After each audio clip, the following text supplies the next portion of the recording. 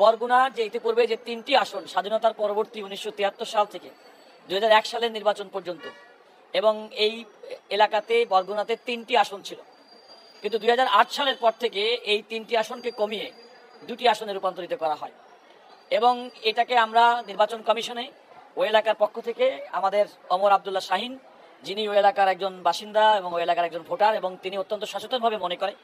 যে এই সীমানা, এই আসনগুলো কমানোর পরে, একটি আসন কমানোর কারণে বরগুনা এলাকার প্রত্যেকটি নাগরিক এবং ভোটাধিকারে তাদের ভোটাধিকার থেকে তারা বঞ্চিত হয়েছেন,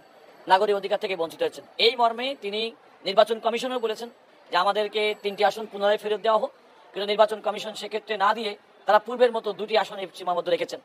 এই সীমাবদ্ধ রাখাটাকে আমরা আদালতের কাছে বলেছি যে এটা আইনানুগ হয়নি, কারণ